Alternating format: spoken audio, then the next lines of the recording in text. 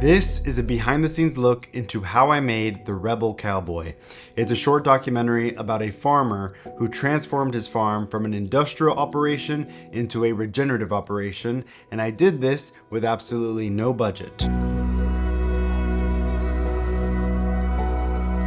I want to share the story of everything I went through to make this documentary happen, from idea to creation to post-production to publishing, the whole 9 yards. I wish there was a video out there like this when I was creating my documentary to give me some sort of sense of hope that there was a light at the end of the tunnel, that I would see this through to the end. I didn't really have a network of people or archives of stories I can go after, so I just started cold emailing from athletes, political leaders, anyone interesting really that I thought I could tell their story and bring it to life through my camera. While trying to find or come up with my story for my documentary, I stumbled across a podcast with Joe Rogan and Will Harris. Greenwashing is big food advertising to make consumers believe that the food they're selling is the same as what I'm producing, even though it's not.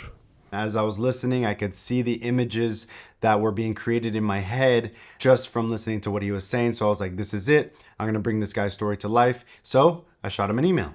Thanks for reaching out. We'd be happy to host you and make Will available for your documentary. It is 5:45 a.m. and we are on our way to Bluffton, Georgia. Armed with my girlfriend and camera, I was on my way to a farm 600 miles away in the middle of rural Georgia. I did as much pre-production as possible. I read everything about him, watched other documentaries on farming, re-listened to his podcast, made a shot list, came up with questions and structure for the interview, practiced setting up lighting and sound for an interview, and in my mind, I was fully prepared to make a feature-ready doc ready to be published on Netflix. We'll get to that later. Turn left onto Church Street, then your destination will be on the left.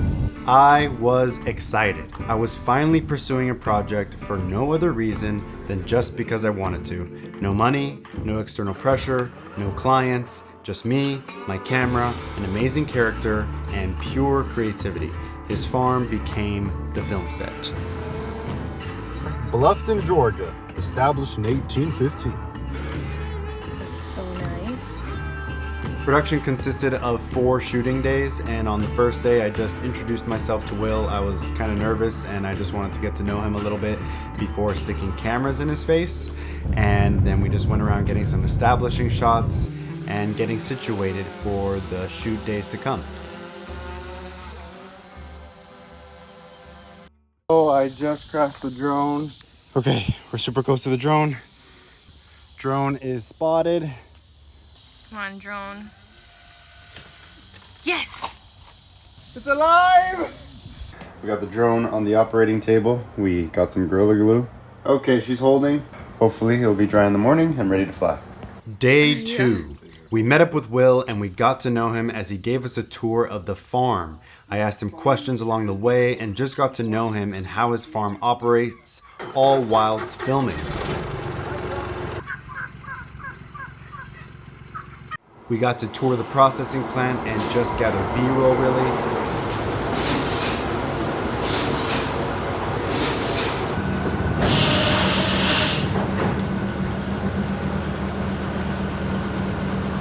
Then the most important part, the interview, the heart and soul of the project.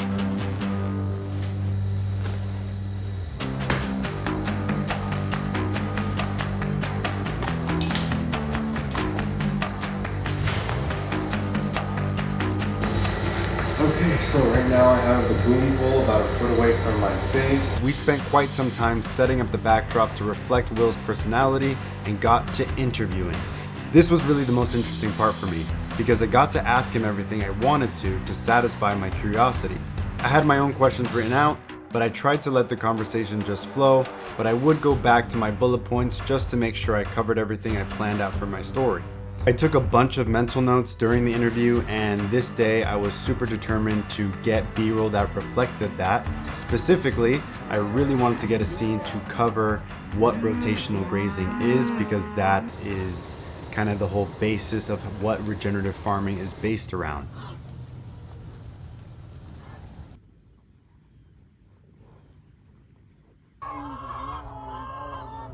Then we got to meet Will again and get some video portraits of him in his element. I really love filming hero shots, and it played really well during the climax of the film. It was not a good experience for me. And I decided then I'm going to do something different. Also served as an epic opening shot to introduce our character. My name is Will Harris, and I'm the 4th generation of my family to own and manage White Oak Pastures. We run it today as a regenerative cattle farm. The crowd of chickens following David. That is hilarious.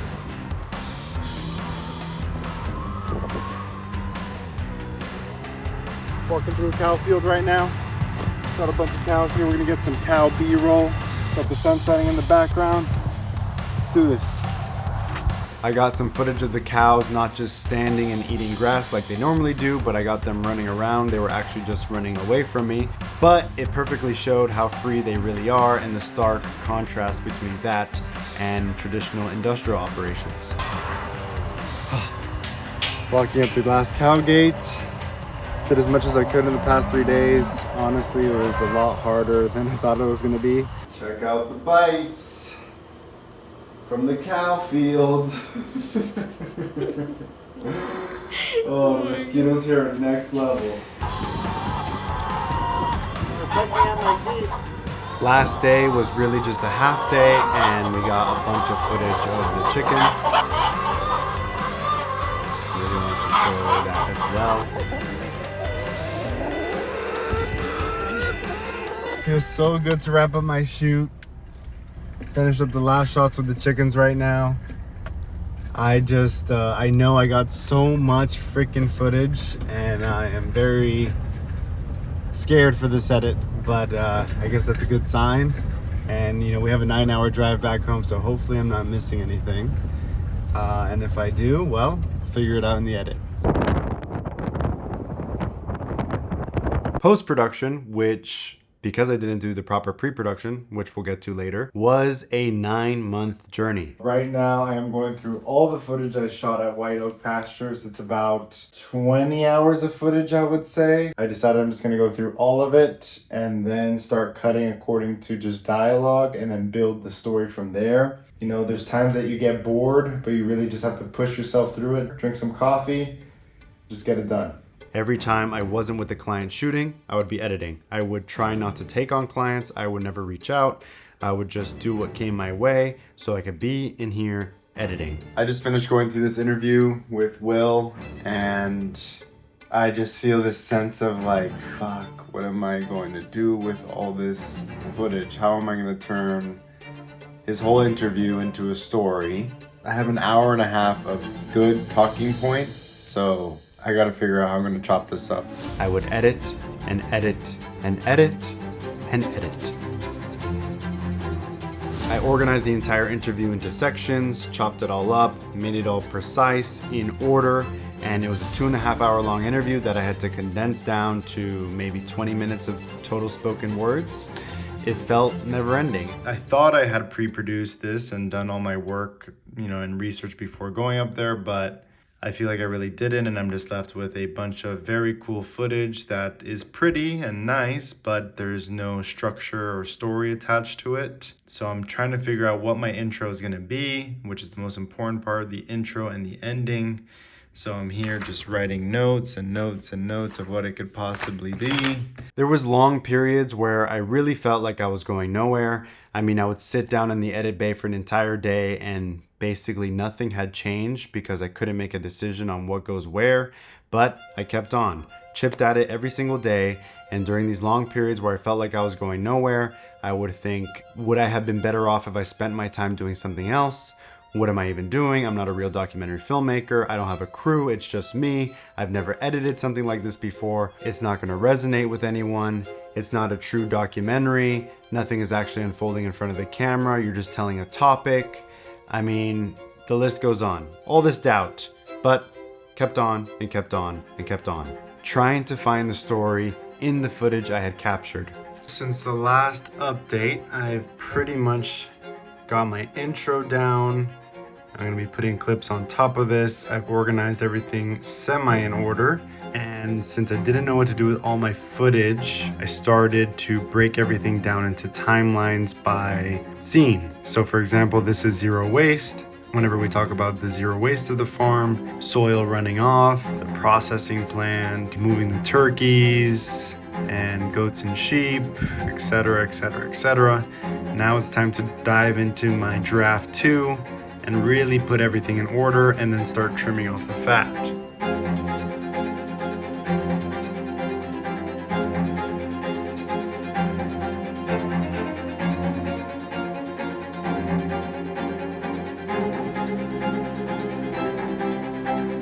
Finally, I was toward the finish line in the last month or two, and I called up my friend Lucas to help me with some AI recreation. And what I mean by that is there was big portions of B-roll that I was missing because I didn't have actual historical footage. Scroll down, I ended up using this image too to represent ammonium nitrate being sold to farmers back in the day. How did you make that one?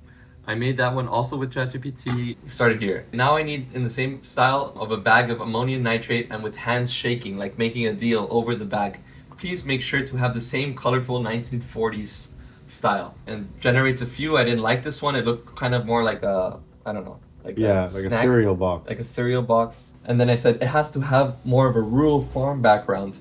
And one of the hands has to look like a farmer's hand. So now we have more farm backgrounds, and we have like the farmer's hand and the corporate guy. Right. The farmer shaking hands with the corporate guy. Yeah, exactly. Okay. So yeah, that is basically how we used Midjourney in a combination with ChatGPT to generate images to make a recreation scene for a documentary to make it much more high budget looking, even though we didn't have the budget to go shoot a whole recreation scene. All the farms that came of a bag of ammonium nitrate fertilizer. They asked them to go home and sprinkle it around and wet it in the pasture. And then came down to sound and color. In my opinion, I think sound is just as important, if not more important, than the visuals.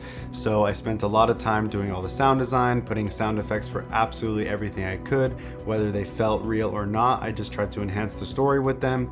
And then I did not know how to mix them all because all the levels were all over the place. So I called my friend Patrick, who has a great ear and dabbles in sound design.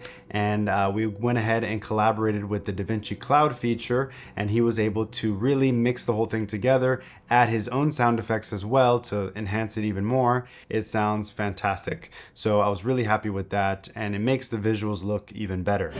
And you use all sorts of technologies to reduce the competition for that species that you've chosen to produce. And then came to coloring. I colored everything on my Mac display there, and then I tried playing it on a TV, and everyone looked like a Oompa Loompa. Everyone's skin tones was like, boom, orange. Look how many tests I've done trying to find the right skin tone. This is how red he was on TV. Ready? Look at that. Un tomate. On the TV, he still looks pretty red, so I'm trying to find that balance between looking good on my computer and the TV. So I had to keep tweaking, play with the color management in DaVinci, experiment, export. It was kind of a nightmare, honestly. Next time, I hope I have the budget for a colorist. That would be very nice. But I still got it done, colored the whole thing as best as I could, and finally exported it. Now it was time to publish the film, and I posted it, spent 2 days on the thumbnail creating it to make sure it pops, and it went nowhere. Absolutely nowhere. Got like 100 views in a week. And I was pretty sad. I had spent basically almost a year working on this, and I knew it was pretty good. I know it's not amazing, but it's pretty good. And I've seen so many other documentaries on YouTube that are terrible to amazing. So I had high hopes and nowhere. And I was pretty distraught. So I went ahead and made some vertical reels or trailers for the film and gave it to White Oak Pastures. They have quite a large following on Instagram since they've been appearing on all these podcasts and gotten pretty popular. And they posted it, and it went through the roof. YouTube's algorithm found the right audience for it, and it took off. And today it still gets views. I think it's still getting like 500 views a day. It's almost about to hit 200,000 views. So I'm pretty stoked on that, and I can't wait for the next one. Now I want to tell you everything I learned and what I would do different if I were to do this again. Do not underestimate the power of pre-production planning. I had thought that I had storyboarded everything perfectly. I had my shot list. Boy, was I wrong. You need to know the structure of your film and exactly what shots you need to have the proper coverage to build those scenes that you need to make the film. Yes, it's a documentary, you do it in the moment. So once you have those scenes that you have already planned, then I would go back and say, okay, we got this already. Now let's get what's here in the moment. Oh, I find this interesting. Let's go get that. Oh, I like this. Let's go get that. But having a foundation laid before you get there, capture that foundation, and then get extra stuff. I wish I had done that. Another mistake I realized from not pre-producing is the fact that I myself had to be in the film. When I was editing, I realized there was some story beats or narration that needed to be included in order to guide the way the story was going. So I decided to include myself in the film, and in my opinion, it's a bit unprofessional, not very Netflix streamer quality, especially because I just pop up. I don't give a backstory to why I'm even there, and then I just leave. So it's like, why is this character in the film? But I made it work. Now I know for the next one, and I can't wait for another big project that consumes me. It's just hard managing it with clients and trying to make money at the same time. And in all honesty, I thought this project that I had spent so much time on would lead to a lot more work. And I mean, it has in a bit. It's gotten me jobs with DJI, with a documentary, a wildlife documentary out here in the Everglades, and a few more gigs.